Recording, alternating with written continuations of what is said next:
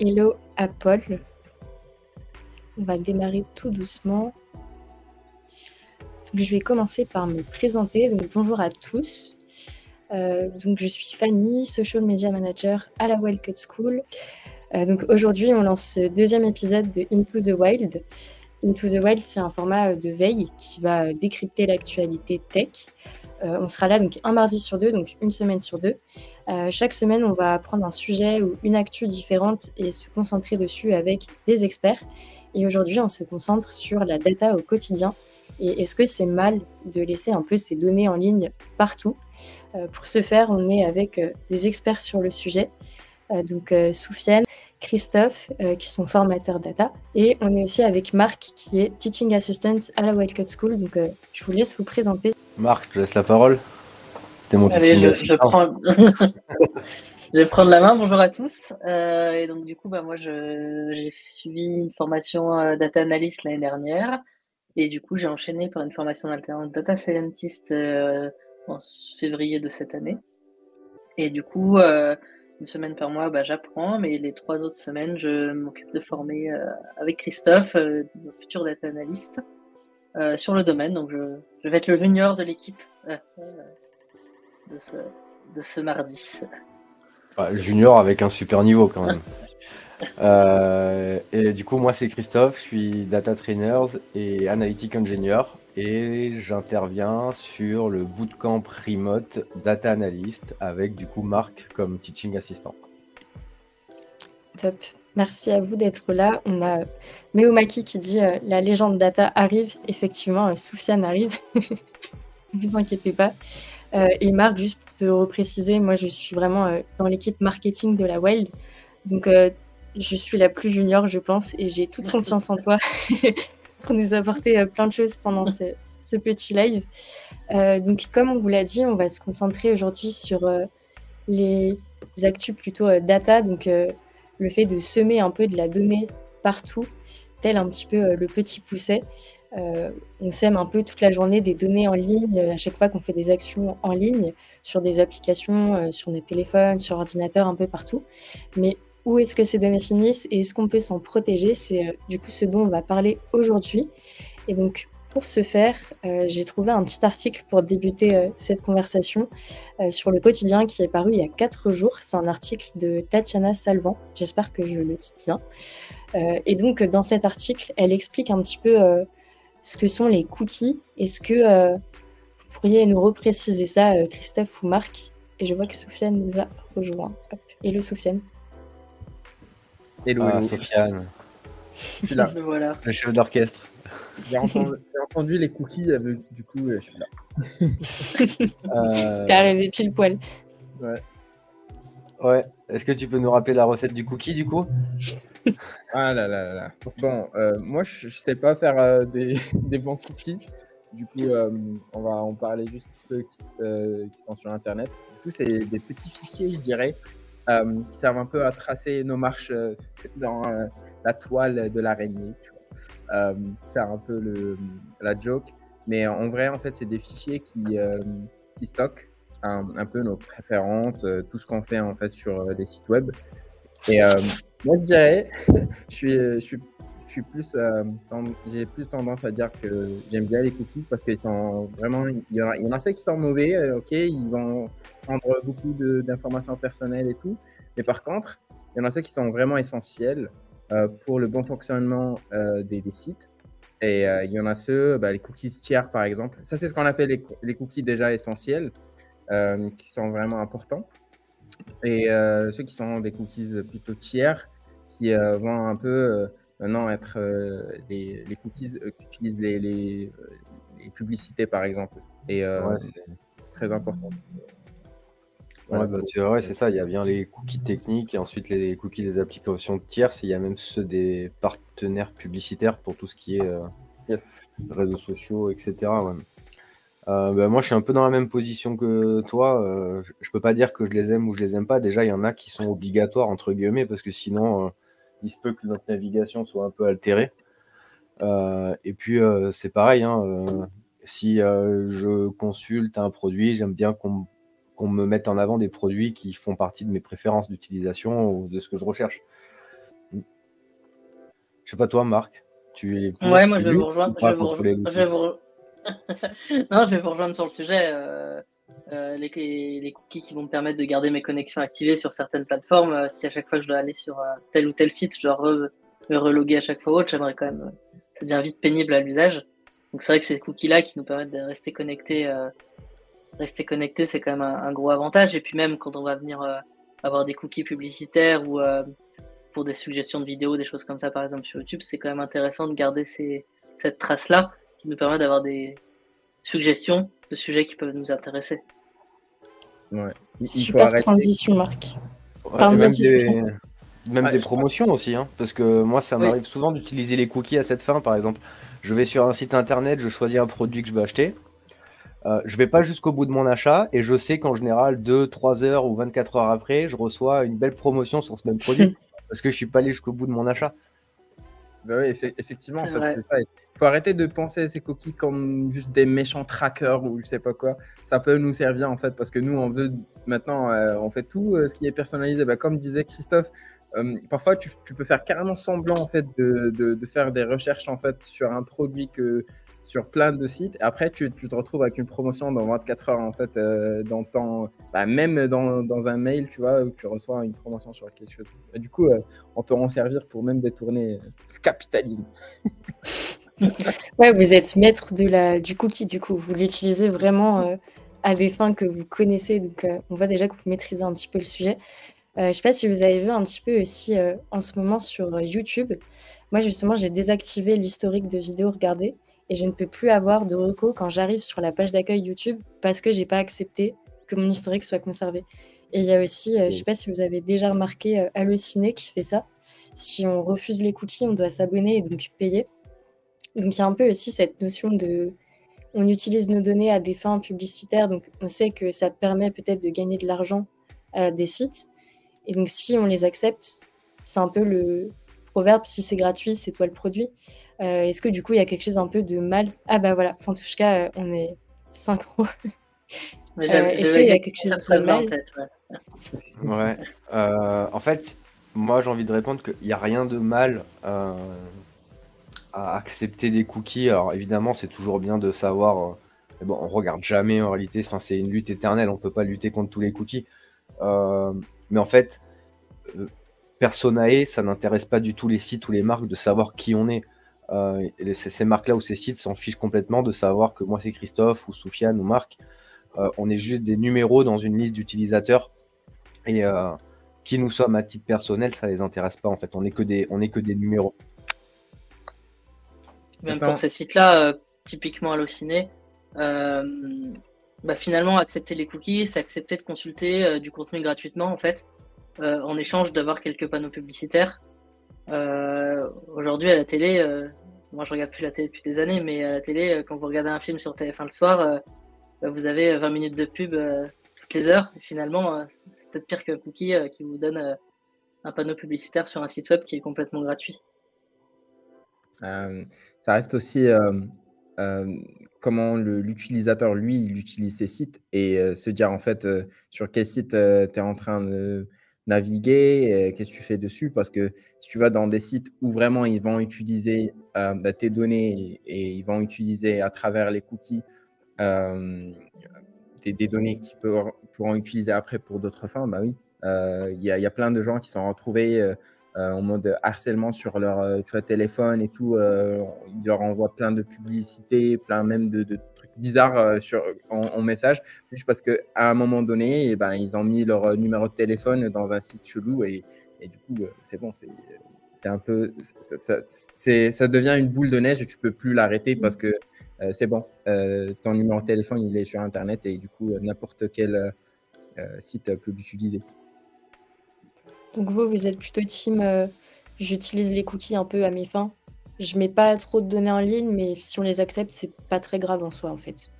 Ouais, non, il faut vraiment distinguer les données qu'on renseigne en ligne des cookies qu'on accepte sur les sites. C'est vraiment deux choses totalement différentes. Oui. Hein.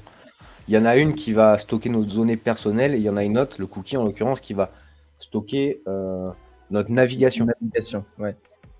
Donc, En fait, l'utilisation d'Internet. l'idée, c'est aussi de lire ce qui se passe. Parce qu'en fait, il y a plein de sites qui te disent accepter les cookies, mais en fait, toi, tu lis pas ce qui se passe derrière. Du coup, il faut lire en fait le message qui est donné avec déjà ça, ok? Parce que généralement, et c'est pour ça que je dis des sites chelous, généralement, en fait, c'est là où ça joue sur les mots. Et si tu lis pas les conditions, en fait, quand on te donne par rapport à ce bouton-là, bah, parfois, on te prend même aussi les données renseignées en fait, que tu as sur ton navigateur. Du coup, peut-être ton numéro de téléphone. Ouais, effectivement, si on se connecte à Google, les données sont partagées. Mais par exemple, avec Chrome, on peut supprimer massivement tous les cookies qu'on a en stock chez nous, par exemple. Ouais. Donc, c'est pas non plus une mauvaise chose de se mettre un petit rappel de temps en temps, vider les cookies de notre ordinateur, de notre navigateur en l'occurrence. Ouais. Et Christophe, tu parlais de Chrome, c'est une appli ou c'est... Désolé, je Chrome. connais pas. Ah, pardon, Chrome. Ok. Oui, donc enlever un peu, enfin effacer le cache de l'ordi, les cookies régulièrement, c'est une bonne chose du coup. Je pense qu'au bout d'un moment, ouais, c'est bien de temps en temps de le faire. Ok. Ouais, c'est sûr. Et en fait, dans le chat, est-ce que c'est plutôt en fait, vous êtes la team à faire accepter tous les cookies ou rejeter tous les cookies? On veut savoir, très important. C'est drôle. C'est drôle en fait de savoir parce que il y a ceux qui disent ah ouais. Pendant qu'ils répondent, je mets sur un accent, mais moi je suis team accepter les cookies parce que j'ai même une extension qui les accepte automatiquement. Ouais. Ok. Rejeter, ouais. Mais après, moi, par exemple, à titre personnel, il y a un truc qui m'insupporte vraiment, c'est quand parfois je veux les refuser et en fait, globalement, tu peux pas les refuser. Parce que si tu les refuses, on te ramène à la page de cookies et au final, en fait, il y a aussi le comportement du consommateur où on veut que tout aille très vite. Donc, quand on accède à une page, on veut y accéder tout de suite. On n'a pas envie de perdre de temps dans l'accès à l'information et au final, on capitule parce que le parcours de rejet du cookie est tellement complexe qu'on finit par les accepter. Ouais. Et après, il y a les petits pièges aussi. Le bouton vert pour accepter les cookies et le bouton rouge pour les refuser. Ouais. Ça, c'est très psychologiquement perturbant. Donc, on a tendance à cliquer sur le rouge pour les refuser, alors qu'en fait, quand on clique sur le rouge, on les accepte. Et il y a un truc aussi, Fanny, là, elle nous a montré vraiment un très bon exemple de quand tu refuses des cookies, il y a des sites qui carrément changent complètement de comportement et tu changes carrément de site. Là, YouTube, en l'occurrence, n'accepte pas les cookies, te donne plus d'historique et de vidéos regardées. Allez, vas-y, tranquille. Ouais, ça te force un petit peu à accepter au final, même si t'as pas envie, parce qu'après, tu as les fonctions restreintes, c'est ce que dit Paul du coup aussi. Rejeter tout, sauf si j'ai pas accès à ce que je veux. Il y a Meomaki qui dit juste un lien qui n'est pas au même endroit pour les refuser, c'est next. Je pense que c'est par rapport à ce que tu disais, Christophe, au petit piège un peu visuel. Ouais, par exemple, des fois, on a des pop-up qui s'ouvrent et nous, on a l'habitude de cliquer sur la croix en haut à droite. Et en fait, la croix, en l'occurrence, c'est accepter ou s'abonner, par exemple. Donc, en fait, mais ça reste du marketing et du parcours client. C'est-à-dire que les sites internet savent où on a l'habitude de cliquer très rapidement pour accéder à l'information. Et en général, c'est là où il ne faut pas cliquer parce que c'est un piège. Très cool. Écoutez, ça m'amène au deuxième sujet, puisque Christophe, tu l'as dit très justement tout à l'heure, il faut bien faire le distinguo entre les cookies justement et les données qu'on va laisser de soi-même sur Internet, où là, on sème des traces, mais des traces un peu plus dures à faire disparaître peut-être. En ce moment, il y a une grosse tendance, je ne sais pas si vous avez ça dans vos fils d'actualité, si on suit à peu près les mêmes personnes ou pas. Peut-être que non. Si vous l'avez fait, mais je ne pense pas, je ne sais pas, vous allez nous dire. En ce moment, il y a la tendance du Yearbook Challenge. Donc, c'est une tendance où il faut du coup télécharger une application, mettre des photos dans l'application. Et c'est une application qui est gérée par Epic AI. Désolée pour l'accent anglais, donc IA en anglais. Et les photos sont envoyées après et ça nous génère du coup des photos un peu à la Yearbook. Et ouais, en tout cas, c'est payant en plus. Il me semble que c'est un peu moins de 10 €. Ça doit être 6 ou 7 €. Ça fait une petite séance photo un peu moins chère qu'une vraie séance photo, mais quand même. Donc, on télécharge l'appli, on envoie les photos et on reçoit une 50aine de photos de soi. Mais c'est impossible, en fait, de savoir ce qui reste sur l'appli et que deviennent les photos qui sont justement générées par l'appli, les photos de soi qu'on envoie. Est-ce que ça, du coup, il y a un vrai enjeu derrière de sécurité? Est-ce que c'est ce genre de choses qu'il faut éviter de faire en ligne ou est-ce que c'est un peu on est juste un numéro ou un utilisateur parmi tant d'autres et tant pis quoi, on le fait si on veut? Là, on rigolait dans le chat. disait que vraiment, faut faire gaffe. Par contre, autant les cookies, on s'en fout quelque part, mais autant les données qu'on laisse sur Internet, que ce soit des comptes ou des inscriptions. Enfin, je sais pas, peut-être que parmi ceux qui sont présents aujourd'hui, ils ont rencontré, c'est la croix et la bannière, par exemple, pour ceux qui avaient des skyblogs il y a 10 ans. Pour s'en débarrasser, c'était juste l'enfer. Donc, ça fait partie de notre empreinte numérique. Ça, le Yearbook Challenge, autant ça peut être rigolo, autant, moi, j'y vois un autre problème, c'est que pour le coup, on y laisse des données. Alors, ça va être l'expert Sofiane là-dessus, mais je pense qu'on laisse quand même des données biométriques à la boîte, quoi. Déjà, on paye pour en plus donner nos données, quoi. Ouais. Alors que si on s'y connaît un peu en data, je pense qu'on peut le faire nous-mêmes.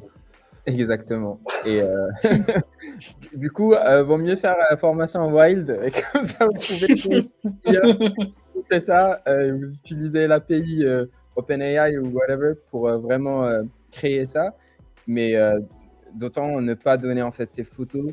Moi, je dirais le souci en fait, c'est qu'on ne prend pas le temps de vraiment voir les conditions d'utilisation, parce que c'est très important, et aussi de savoir en fait d'où provient, qui a développé cette appli, qu'est-ce qu'on fait, parce que vraiment, c'est très important de savoir où tu mets ta donnée. Et du coup, là, par rapport au Yearbook, en fait, moi, j'ai fait une petite recherche et j'ai trouvé en fait des canaux Telegram qui peuvent en fait, reproduire à partir de ces photos, en fait, comme a dit Christophe, l'empreinte biométrique, et ça, c'est très important. Attention, vous pouvez en fait, il y a plein d'applications qui peuvent utiliser en fait vos photos. Par exemple, dites-vous si vous avez perdu votre téléphone. Moi, je vous dis le cas extrême. Ok, vous avez perdu votre téléphone et quand on utilise en fait la reconnaissance faciale par rapport à ça, on peut utiliser en fait la database qu'on a scrappée en fait à partir de votre en fait visage pour reconstruire et débloquer votre téléphone. Ça, c'est une application qui est assez poussée, mais qu'on peut maintenant produire si simplement. On peut la développer facilement et on la vend et tout le monde peut l'utiliser. Ouais, mais à côté de ça, Sofiane et Marc, je pense qu'il nous faudrait pas 2 heures pour récupérer des photos et en faire des nudes, par exemple. C'est sûr. Ouais. Non. C'est ça. Les photos de nous, on en a partout. On pas tout, mine de rien, tout ça filtré. craint de laisser des photos de nous comme ça sur les plateformes, parce qu'on entend beaucoup parler du deepfake, mais ça, c'est une réalité, hein. Il nous faut une demi-heure, 3/4 d'heure pour faire de vous des gens déguisés ou des gens à poil, hein. Exactement. Ouais. Et le problème, c'est pour ça que je dis, en fait, le plus d'infos et de photos qu'on a de vous sur le net, de plus ça devient en fait plus simple de produire en fait ce que vient de dire Christophe, des fake photos qu'on peut utiliser pour des fins parfois assez néfastes, quoi. Ouais, après, je vais faire l'avocat du diable, mais à l'heure d'aujourd'hui où on partage des millions de photos à nos proches qui sont à l'autre bout du monde ou autre, je pense que les gens ont du mal à se freiner, à partager des photos et à justement, donc faut faire attention sur quoi on va partager et sur ce qu'on peut partager en fait. Et à qui réceptionne les données. Ouais. On dirait, en fait, tout le monde poste les photos sur Instagram et tout. Voilà, tu peux poster tes photos. Mais le problème, c'est que sur Instagram, c'est dur de scraper en fait, parce qu'il y a plein de protocoles, il y a plein de possibilités. Et du coup, tu n'as pas la donnée juste simple comme ça. Quand tu vas sur d'autres applications, du coup, celle-là, par exemple, de Yearbook, on ne sait pas exactement, mais il y a déjà en fait des gens sur Reddit, par exemple, qui ont créé des subreddits pour commencer à scraper et utiliser en fait ces photos. Et du coup, ce que j'essaie de dire, c'est que attention à la sécurité des applications et de la provenance en fait des développeurs et tout pour utiliser une application. Et c'est pour ça, généralement, on attend une vraie entreprise qu'on connaît, qui a développé une application, on sait qu'est-ce qu'ils ont fait avec d'autres applications avant et tout, pour se dire, ok, je vais utiliser cette application, je crains moins de soucis par rapport à ça. Hyper intéressant. Il y a Fantouchka qui rebondit et qui dit d'où l'intérêt maintenant d'éduquer à reconnaître la fake news, justement, ouais. Même quand on voit les images générées par l'IA, il y avait l'image du pape avec sa doudoune qui avait beaucoup tourné parce qu'elle était tellement réaliste que beaucoup de personnes n'avaient pas reconnu justement que c'était une fausse image. Je pense que ça va être de pire en pire, entre guillemets, parce qu'il y a des progrès qui sont faits, mais après, c'est pas non plus une mauvaise chose, ça peut aussi servir à la créativité. Enfin là, ça rentre dans notre débat, mais en tout cas, hyper important de bien protéger ces données. Ça va être l'objectif dans ces 10 prochaines années, hein, d'établir qu'est-ce qui est fake, qu'est-ce qui est réel en fait, hein. Il va y avoir un gros travail, je pense, à faire là-dessus. D'éducation, peut-être des plateformes qui vont transmettre les messages, d'avoir des messages d'alerte, des choses comme ça, comme on a eu il y a, je dirais, une dizaine d'années sur les photos retouchées des mannequins dans les magazines en fait. Je pense que c'est ce travail-là qui a été fait il y a 10 ans sur ces retouches Photoshop ou autres. Faut le faire maintenant sur tout ce qui est news avec vidéo et photos. Je vais vous dire un truc qui est super, super cool que j'ai vu. En fait, il y a une étude qui est sortie, et c'est Cambridge qui l'en fait.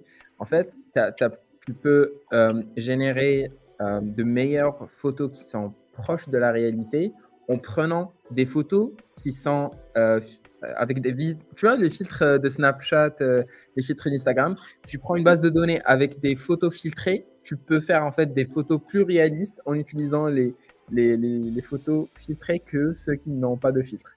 Et du coup, tu vois, je vous encourage que quand vous mettez des photos, ne les mettez pas avec beaucoup de filtres. On va suivre ce conseil. C'est une mesure de protection extra, quoi. On a Léo Maki. Il y a un appareil photo qui est... Pardon, vas-y, Marc.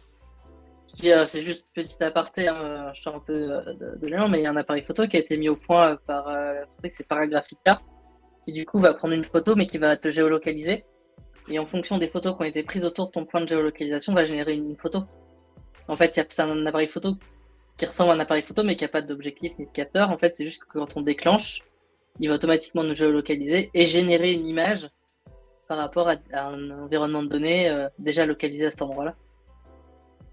Parlant de géolocalisation, tu sais, ce que tu viens de dire, Marc, c'est incroyable en fait. La nouvelle version de ChatGPT te permet en fait de donner des images, et ça, je crois que il y en a plusieurs personnes qui connaissent déjà un peu ChatGPT. Et la nouvelle version, en fait, tu peux donner une image, ok, et tu peux lui demander, cette image, elle est produite où, elle a été captée où, et du coup, il est très performant pour trouver en fait la localisation. Et j'avais testé en fait en utilisant une photo en fait que j'avais quand j'étais petit carrément, et il a carrément en fait trouvé comment dire, la localisation proche. Après, il est en 10 à 20 km en fait. Du coup, tu peux carrément utiliser maintenant juste une photo et après trouver où cette personne elle est, ou toi, ou voilà. Ça me fait penser, Sofiane, j'ai vu, je crois que c'est ce matin, j'ai vu passer ça. Mais le contre-coup de ça, Sofiane, c'est que tu as donné une... Yes. Oui, tu as donné une photo de toi. Oui, que je crois, Christophe. Ouais, je disais, le contre-coup, c'est que tu viens de donner une photo de toi personnelle à OpenAI, quoi. Ouais. On est d'accord. C'est dommage. Bah oui, ce que j'essaie de dire, c'est juste que c'est vraiment fort par rapport à l'algorithme. Il arrive en fait à vraiment découvrir où c'est. Et du coup, on ne sait pas à quel point, sur quelles données il a été entraîné pour pouvoir en fait arriver à juste trouver ce cas-là. Et moi, j'ai essayé un peu de pousser en fait l'interaction et de comprendre comment, mais j'ai pas pu. Mais je vais continuer là-dessus, hein, et je vais vous tenir au jus, quoi. Parce que c'est vraiment impressionnant. Je comprends pas en fait comment ça arrive à vraiment faire trouver carrément à 10 km près en fait ta localisation. Voilà. Pas chouette. Mais tu pourras regarder, Sofiane, il y a Sylphian qui fait pas mal de vidéos où il raconte des histoires liées à la tech aussi notamment. Il a fait une petite vidéo sur Instagram, je l'ai vu passer hier ou ce matin, où il raconte qu'il y a quelqu'un qui s'est branché en fait aux caméras de surveillance d'une grande ville et qui a regardé un peu toutes les images passées justement publiquement. Et en parallèle, il a lancé une recherche avec toutes les photos postées géolocalisées à cet endroit par des influenceurs de plus de 100 000 abonnés sur Instagram. Et du coup, il a réussi à retrouver les moments, grâce à l'IA, où les personnes prennent la photo avec les caméras de surveillance et il leur a envoyé « Ah bah, je t'ai vu prendre cette photo, etc. » Et ça fait un peu flipper. Enfin, tu te dis, on peut me retrouver super facilement en ayant justement cette donnée de géolocalisation, quoi. Ouais, c'est pour ça que je dis vraiment, c'est ça, c'est très impressionnant. Et du coup, maintenant, la discussion qui se passe avec OpenAI et même en fait la communauté de l'AI en général, c'est vraiment de comprendre en fait comment en fait on arrive à expliquer ça et comment s'en protéger. Et aussi, comment rendre un peu, quand on parle de l'utilisation d'applications comme ça, comment freiner un peu l'utilisateur. S'il cherche une localisation de quelqu'un, pourquoi, tu vois? Et c'est ça ce qu'on n'a pas devant ces applications. On ne nous demande pas le pourquoi et le comment et qu'est-ce qu'on essaie de faire avec ça. Et je crois que déjà un premier pas de discussion sur freiner certaines utilisations, il faut que ça soit discuté et tranché parce que c'est un peu dangereux, quoi. Complètement. Ok. Écoutez, il est déjà 12h31. J'aurais encore plein de questions à vous poser, plein de choses à vous dire, mais on va conclure un petit peu. Est-ce que vous auriez un petit mot de la fin, un peu justement sur la data ou sur les bonnes pratiques en matière de données sur Internet? Je crois que moi, ce que je veux dire plutôt, c'est en fait, quand il y a une vague, et ça je le dis tout le temps à mes élèves aussi, c'est quand il y a une vague, il faut savoir être un surfeur et non pas quelqu'un qui se fait juste, tu vois, tacler avec la vague. Il faut savoir plutôt s'en servir et savoir comment ça marche, faire plein de recherches, essayer de se former au maximum pour que tu sois en fait en position de surfer sur la vague et pas juste de la suivre et la laisser en fait te prendre là où le courant veut, quoi. Tu vois, c'est un peu l'idée. On peut pas stopper la vague, mais on peut surfer dessus. Voilà. On peut essayer de ne pas la prendre de face, quoi. Exactement. Ouais. Ouais, j'aurais pas dit mieux. Enfin, moi, je pense qu'il faut également, comprendre les tenants et les aboutissants de chacune de nos actions sur le web, mais pas que sur le web. Veiller à sa réputation numérique aussi, c'est hyper important. Enfin, on parle pas assez des ravages que ça fait chez certaines personnes. En sachant qu'il y a aussi des petits malins qui s'amusent aussi à faire des réputations de certaines personnes, mais dans le mauvais sens. Et ouais, encore une fois, se former, enfin, au-delà de se former, c'est s'instruire surtout, je pense. Moi, je dirais qu'il faudrait se comporter sur le web comme on se comporte dans la vraie vie, en fait. Dans la vraie vie, on va pas distribuer des photos de nous aux inconnus dans la rue. On va... Voilà, peut-être qu'il y en a qui le font, mais on le ferait. Et on va pas donner ses codes de carte bleue à n'importe qui dans la rue non plus. Donc en fait, sur Internet, c'est pareil. On faudrait se comporter sur Internet comme ce qu'on ferait dans la vraie vie. Très bon conseil. Merci beaucoup. Merci pour ce petit dialogue aussi. C'était trop court, hein, mais c'est toujours trop court quand on parle avec des gens passionnants. Donc, merci beaucoup d'avoir été là aujourd'hui. Et puis, j'espère que les gens qui nous ont regardés ne distribueront pas de photos aux inconnus dans la rue et ne feront pas du coup de même sur Internet. On a un petit commentaire.